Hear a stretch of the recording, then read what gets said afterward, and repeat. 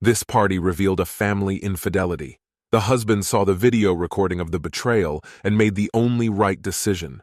My dear viewer, make yourself comfortable. I'm starting the story. And while you're listening, don't forget to subscribe to the channel. And so, let's start. Hey, are you all right? Madison's soft voice cut through the noise of the TV as her hand gently touched my shoulder. I was sinking deeper into the couch cushions. The evening had just begun, and the quiet sounds from the screen filled the room. I barely made it to the door after a terrible day at work, kicked off my shoes, and collapsed on the couch. Yeah, I replied in a flat, detached tone. Just tired. That meeting was brutal. I pressed my fingers to my temples, trying to ease the dull ache that had been building all day from endless spreadsheets and constant questions from my team. Madison immediately understood what was going on. She had seen me like this many times before. Sitting down beside me, she absent-mindedly played with the fabric of her dress. "You should go out tonight," she suggested. "There's a party at the club. It might help you unwind." She smiled, her voice light and a little playful. "Victoria and I are going. It's been a while since we had some fun together." I glanced at her and noticed the sparkle in her eyes. Socializing came naturally to Madison. She thrived on conversations, dancing, and good cocktails. But for me, those kinds of events always left me feeling drained rather than refreshed.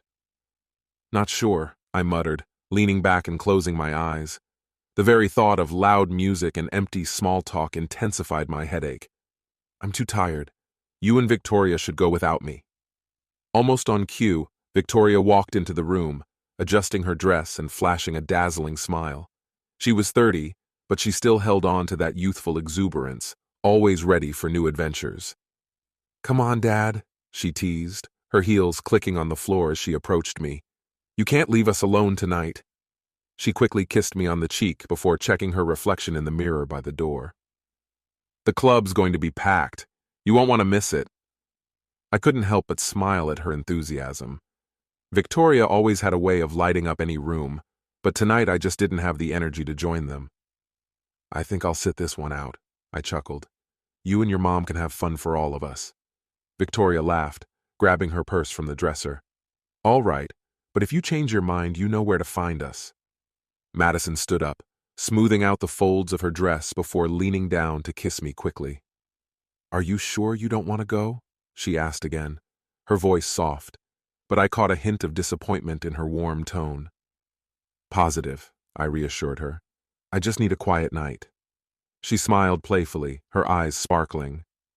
"All right," she laughed quietly, "but don't blame us if you miss the best party of the year." With that, they headed for the door, their laughter lingering for a moment after they were gone. The door clicked shut, and suddenly the house felt too quiet. I glanced at the clock. It was barely 7 in the evening, but the silence was already pressing down on me. For a while, I just sat there, the dim light casting long shadows across the room. Usually I welcomed the quiet after a long day, but tonight something felt different. A strange feeling gnawed at me, an unease I couldn't quite explain. "Probably just the headache," I muttered, getting up and heading to the kitchen for a glass of water.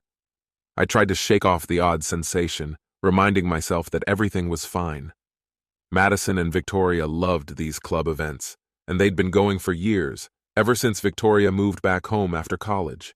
The club had always been a part of our lives, full of memories, barbecues, holiday parties, summer picnics. I had never had a reason to worry. They were always surrounded by friends. But tonight, something felt off. I returned to the couch, my eyes landing on the empty spot where Madison had been sitting just a minute ago. She looked stunning, as always, full of life and energy, even after all these years.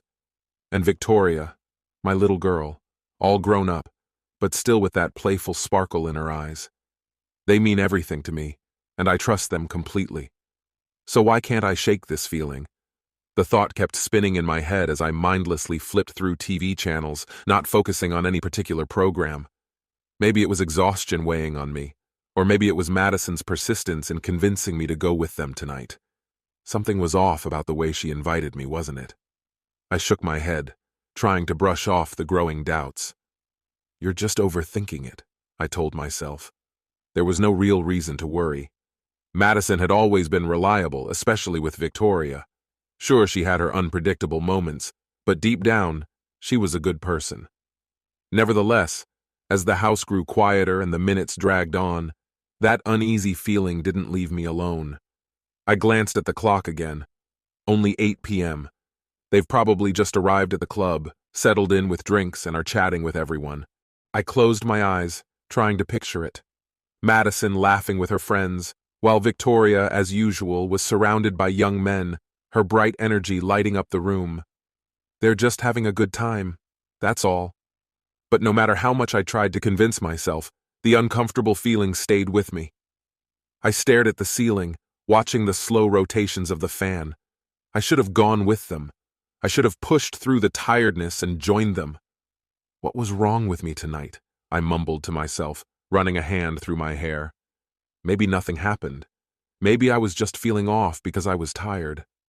As the hours stretched on, I tried to distract myself with a movie, but every pause in the action brought me back to that anxious feeling. The knot in my stomach refused to loosen. By 9 o'clock, I gave in, turned off the TV, and headed to bed. The anxiety still hung over me, heavy like a dark cloud ready to burst. Madison and Victoria would be back soon, and everything would be normal again, like always. But deep inside, a quiet voice kept whispering. Something was wrong.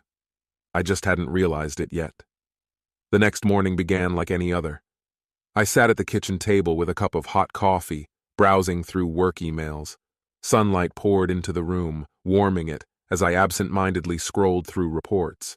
The smell of freshly brewed coffee filled the air, and for a moment, the morning calm eased the lingering headache from the previous night.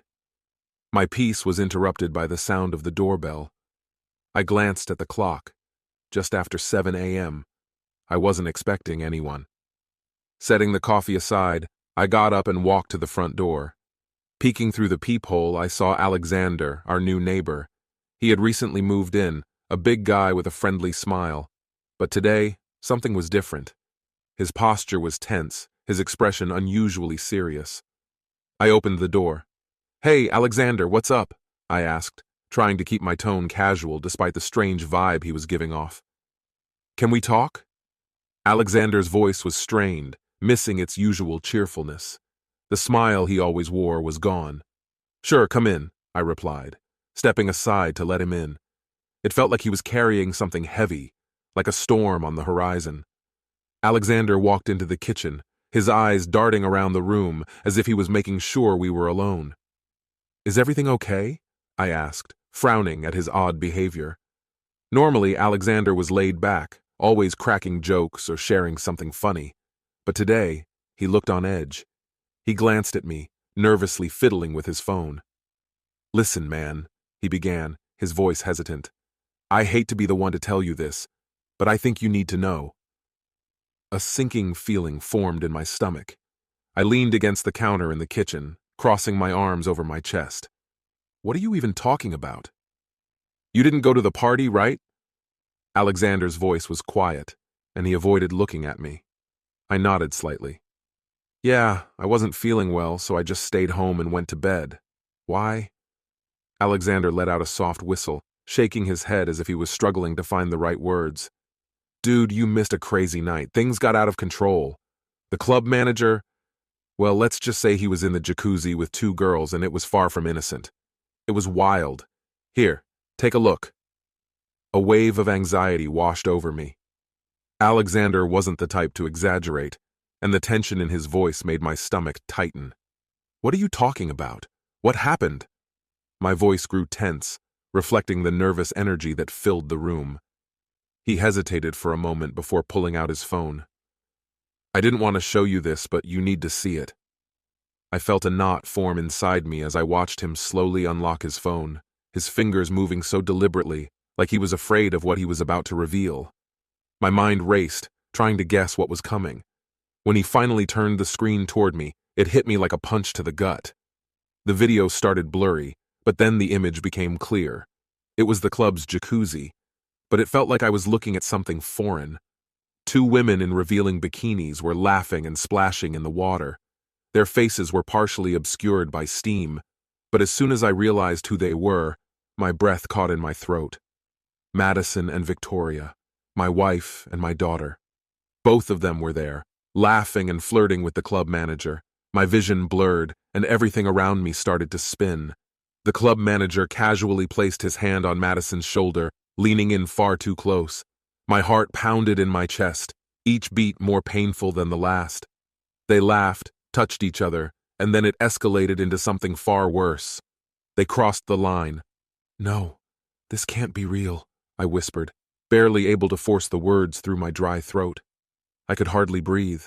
Alexander remained silent, watching me with pity in his eyes. "I didn't want to show you, but you had to know," he said softly. I couldn't tear my eyes away from the screen, frozen in place as the horrifying reality unfolded before me.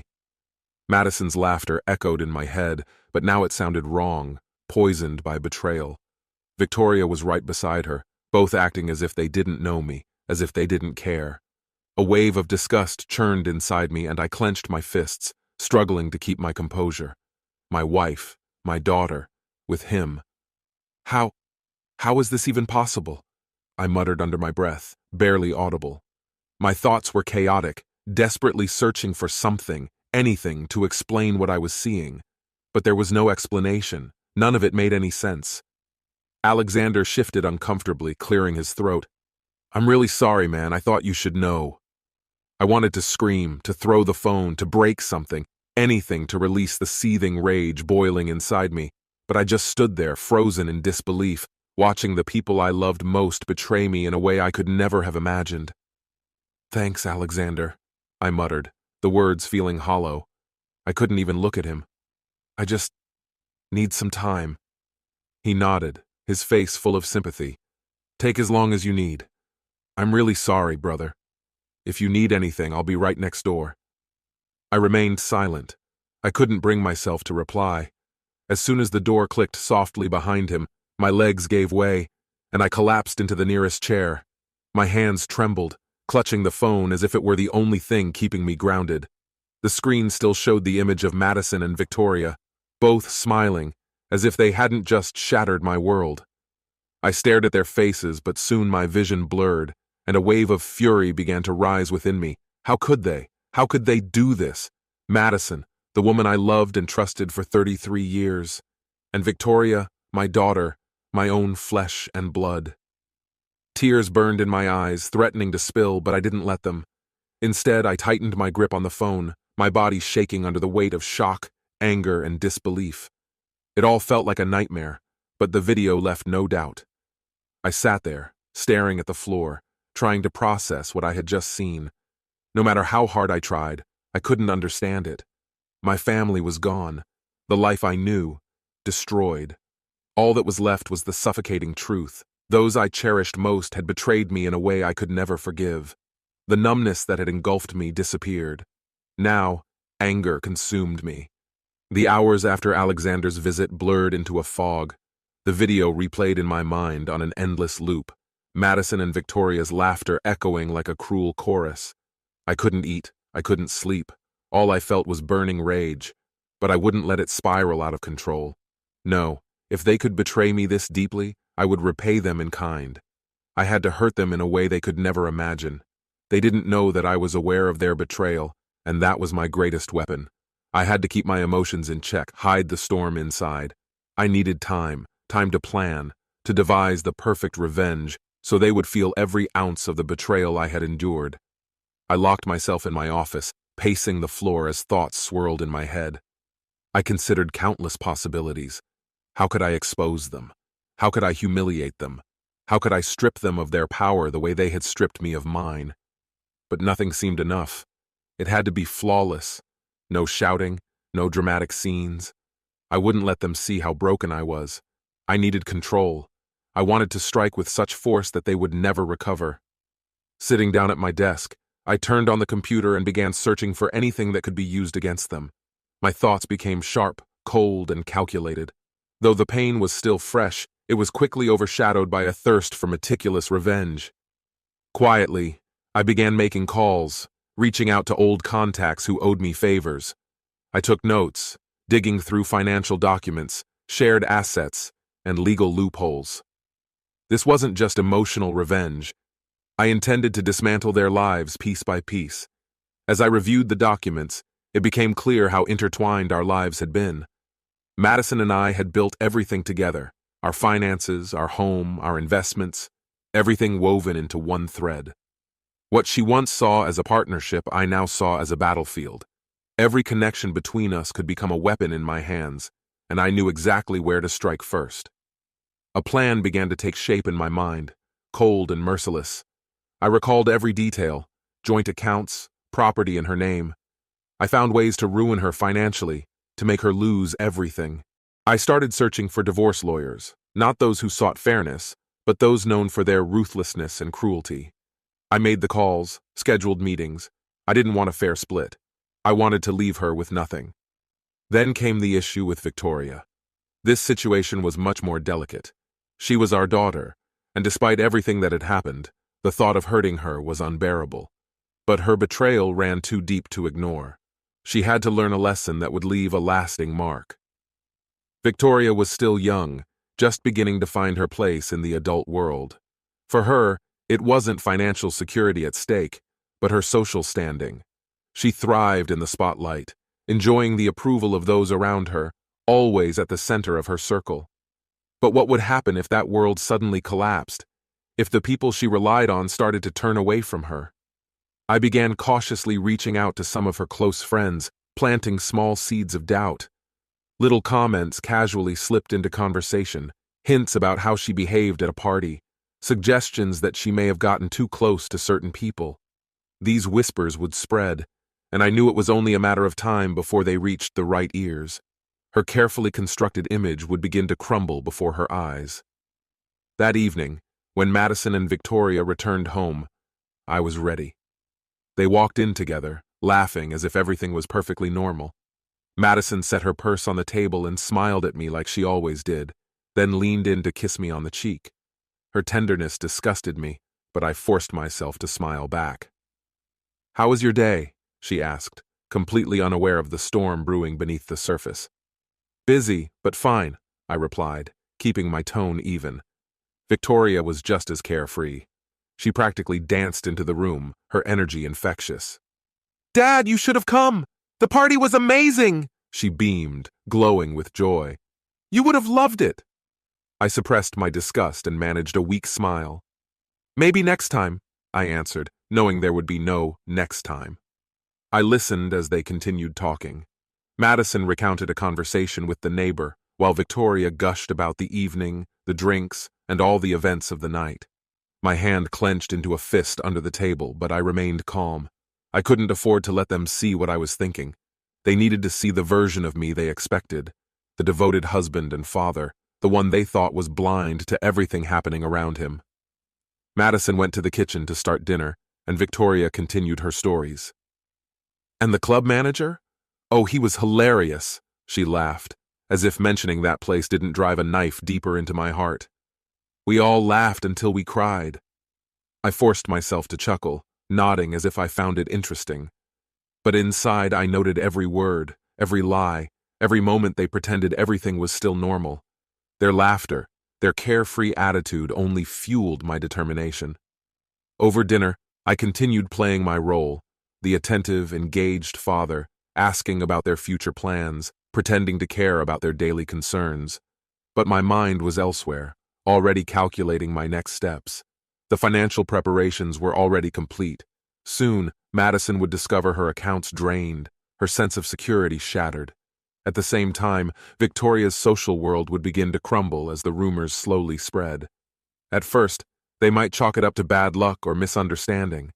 But eventually, they'd realize the truth. I was behind it all.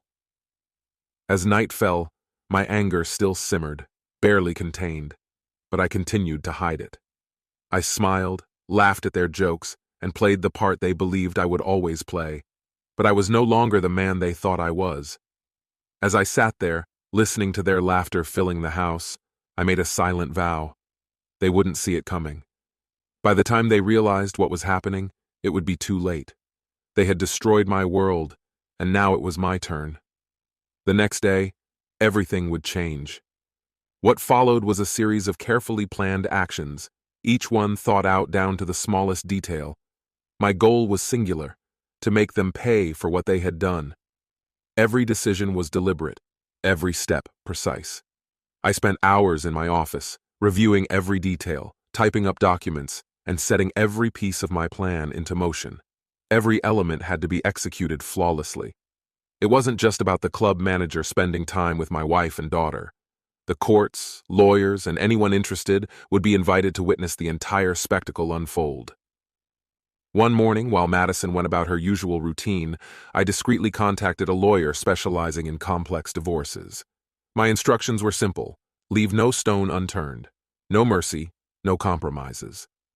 We spoke for about an hour, and by the end of the conversation, the path forward was clear. The lawyer would prepare the divorce papers, ensuring that every detail worked in my favor. Our assets, the house, savings, and investments, would be divided in such a way that Madison would be left with mere scraps. That evening, after speaking with the lawyer, I joined Madison at the kitchen table. She was sipping a glass of wine, flipping through a magazine, completely unaware of the storm that was about to hit. I kept the conversation light, casual. When the moment felt right, I leaned in and with a calm but firm tone said, "Madison, I've been thinking, maybe we should consider family therapy." She looked at me with surprise but no alarm. "Therapy? Why? Is something wrong?" she asked, her voice casual, suspecting nothing.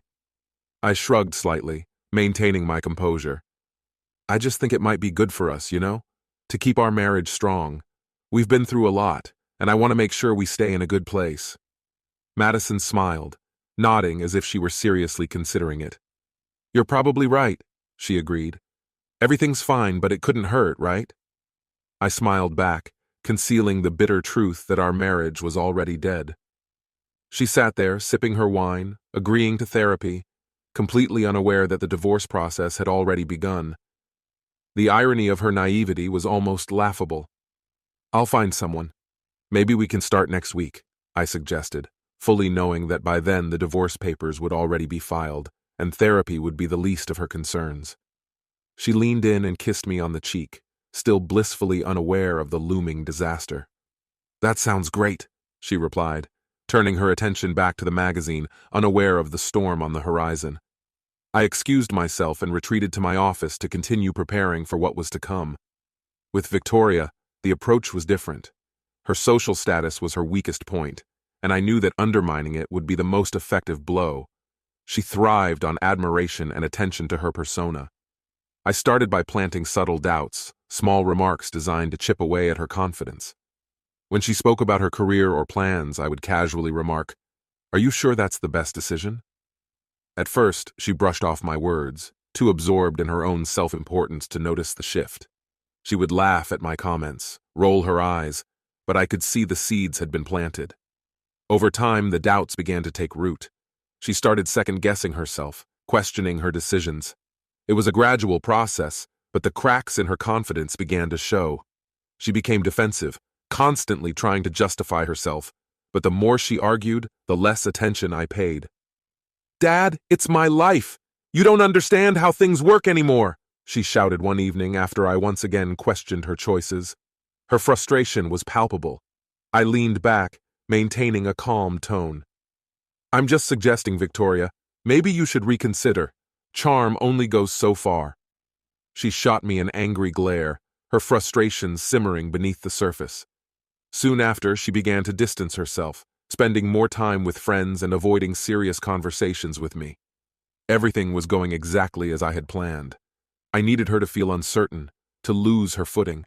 I intended to plant seeds of doubt that over time would destroy the perfectly constructed life she had built. Behind the scenes, I carefully prepared the sabotage of Madison and Victoria's financial security. Quietly, and without drawing attention, I took control of our joint assets, moving accounts and funds to tighten my grip.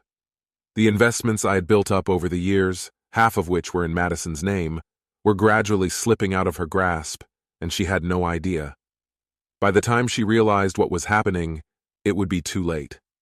One evening, she was sitting on the couch, her legs tucked under her, mindlessly scrolling through something on her phone. She glanced at me with a hint of curiosity. "You've been spending a lot of time in the office lately. Is everything okay?" she asked. I nodded calmly, replying, "Just a lot of work. There's a lot going on." She didn't ask any further questions, and her attention drifted back to whatever had distracted her. She had no idea that while she felt comfortable and secure, her world was on the brink of collapse.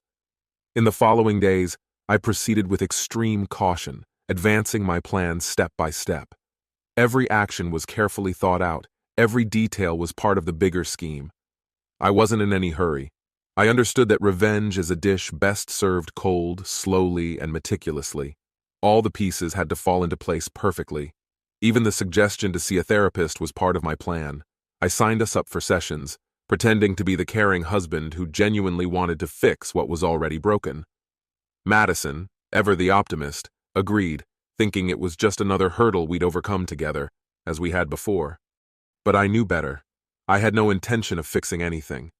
Meanwhile, Victoria, always so self-assured, began to drift away from me. The tension between us was growing, and I did everything to make sure she felt it. Unbeknownst to her, the rumors I had been spreading within her circle were beginning to take effect. People started questioning her choices, her character. Her relationships started to fall apart, and the perfect image she had so carefully crafted began to crack. I watched this downfall with quiet satisfaction. None of them suspected a thing. They had no idea that the ground beneath them was slowly crumbling. The stage was set. Now, all that was left was to wait for the perfect moment to deliver the final blow. And that moment came. My heart raced as I called Madison and Victoria into the living room. The house was eerily silent, the kind of silence that foretells a storm. I had replayed this moment in my mind countless times, but when it finally arrived, the tension was almost unbearable. Madison appeared first, her expression soft, expecting nothing out of the ordinary. Victoria followed, engrossed in her phone, completely unaware of the devastation that was about to unfold. They settled on the couch, sensing the seriousness of the moment, but still unaware of the storm that was brewing. "What's wrong, darling?" Madison asked casually, tucking a stray lock of hair behind her ear. Victoria barely glanced up from her phone, still distracted. I didn't answer right away. Instead, I calmly walked over to the table and pulled out a folder I had prepared, containing every detail. I opened it and laid out the photos on the coffee table, then played the video. Madison's laughter, Victoria's hand resting on the club manager's shoulder, the scene in the jacuzzi that had shattered everything for me. Madison's eyes darted from one image to the next, and her confusion quickly gave way to panic. Her hand flew to her mouth as if trying to block out the flood of reality. Victoria, always composed and self-assured, turned pale as the weight of what she saw pressed down on her. The air in the room was thick with their guilt. "I know about the club," I said, my voice cold and steady. It felt as though I had become a mere observer, watching from the sidelines, detached from the whirlwind of emotions unraveling before me. Madison's sharp intake of breath shattered the silence, causing Victoria to freeze entirely. I had anticipated this reaction. It was exactly what I had foreseen, and it only fueled the anger that simmered beneath my calm exterior. "What is this?" Madison's voice trembled as she finally spoke, her words stumbling as if she couldn't comprehend what was happening. I leaned in closer, my gaze cold and unwavering. "You tell me," I said in a low, threatening tone, pointing to the compromising photos. "That's you, Madison." "And you, Victoria," I continued, shifting my gaze to her. The truth was exposed in the photos, both of them in the hot tub with that sleazy club manager. The disbelief etched on their faces was clear. Madison instinctively shook her head, denial settling in before she could say anything. Victoria dropped her phone onto the couch, her hands trembling and her eyes filling with tears. "It's not what you think," Madison blurted, her voice pleading. "We were drunk. It was a mistake, a stupid mistake." A bitter, hollow laugh escaped me, echoing through the room like a sharp blade. "A mistake?" I repeated, mocking her pitiful attempt at an excuse. "You destroyed our family for what? A fleeting moment of stupidity?" I turned to Victoria, my anger now overflowing. "And you? How could you? I raised you, gave you everything, and this This is how you repay me, betraying me with him and with your mother? Tears streamed down Victoria's face, her sobs growing louder. Dad, I'm sorry. I didn't think, she whimpered, her voice shaking under the weight of her guilt. Didn't think? I snarled, cutting her off. That's your excuse? You didn't think when you got into that hot tub? Didn't think when you flirted and laughed with him like I didn't matter? Like none of this mattered? Madison reached out her hand toward me, her fingers trembling. Please, she whispered, her voice breaking with desperation. We can fix this. It doesn't have to end like this. It was just a stupid mistake. I recoiled from her touch, disgust rising within me like bile in my throat. A mistake? I growled. Is that all this means to you? What about the years we spent together, Madison? The sacrifices, the trust, the love. Was it all so meaningless to you that you decided to throw it all away for one night with some scumbag? Madison's tears reflected the guilt in her eyes, but she remained silent, searching for words she couldn't find. Her lips quivered, but nothing came out. A heavy silence hung in the room, thick with the weight of her betrayal. I could feel the balance shifting, control slipping away from them. They had destroyed the foundation of our family, leaving it in ruins, and now they stood helpless, unable to justify the damage they had caused. I thought I would spend my life with you, I said softly, my voice breaking as I looked at Madison. You were my partner, my best friend? Now you're just a stranger, someone I don't even know anymore. Madison collapsed onto the couch, her sobs becoming uncontrollable. And you, I added, turning to Victoria, my tone hardening. You were my daughter, my little girl. How could you do this? Not just to me, but to yourself? You've shamed yourself and destroyed everything. How could you let this happen? Victoria's sobs grew louder, but my resolve remained firm. They needed to feel the full weight of their actions.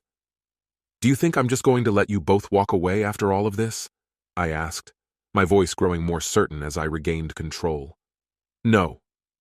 There are always consequences for your actions. You destroyed this family and now you'll have to deal with the aftermath. Please, Madison whispered, her voice barely audible as she covered her face with her hands. We can try therapy. We can fix this. We'll do whatever it takes. Just don't let it end like this, she begged. I slowly shook my head, confident in my resolve. It's already over, Madison. You just haven't come to terms with it yet. My words hung in the air, heavy and final, as I stood and walked toward the door. They were frozen, paralyzed by the destruction they had caused. They didn't have the strength to move or follow me.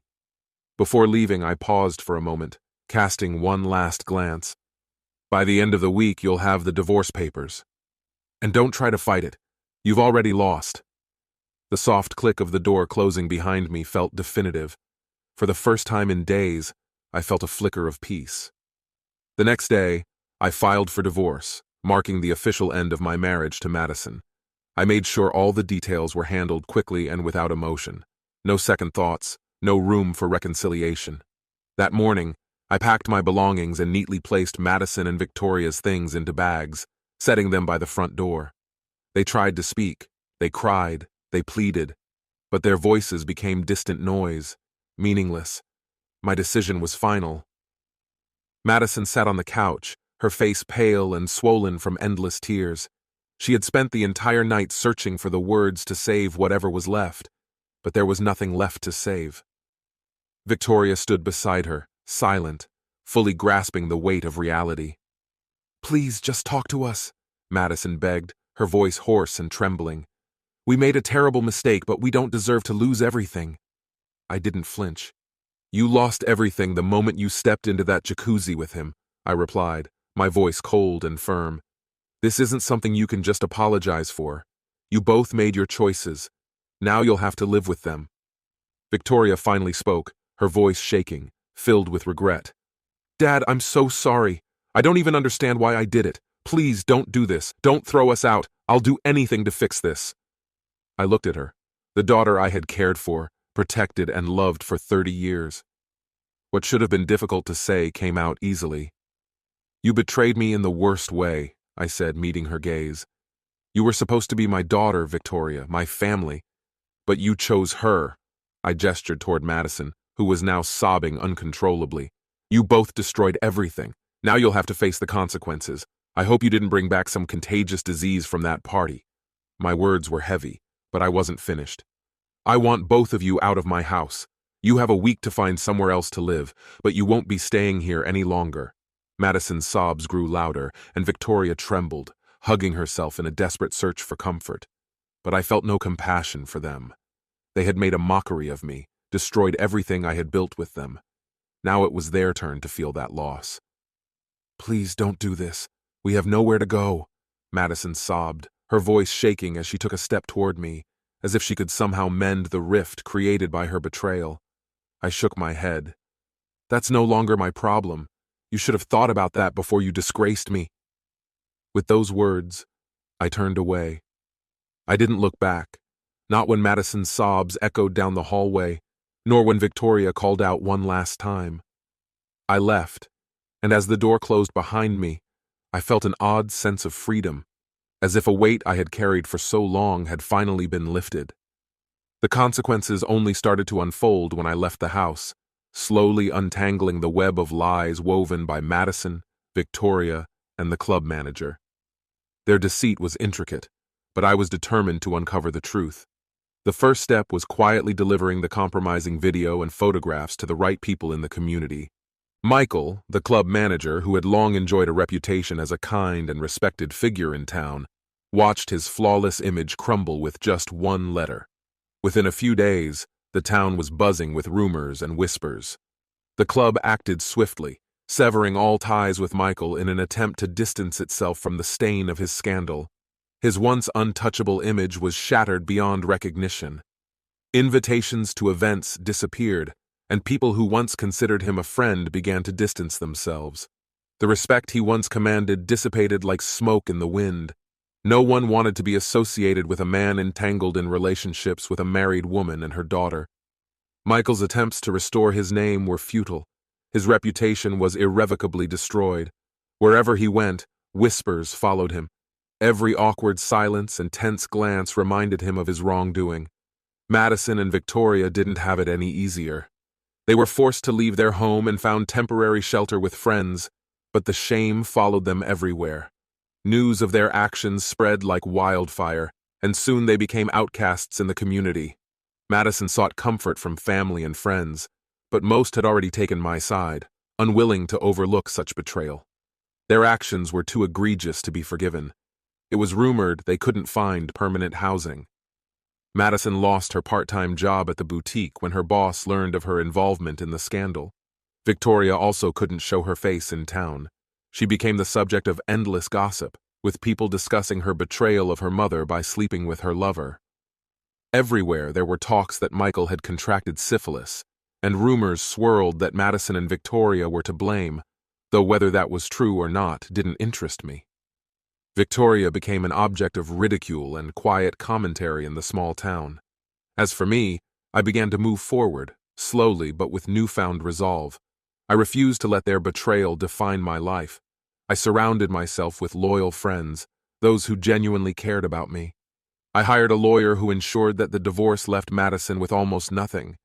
I kept the house, the savings, everything.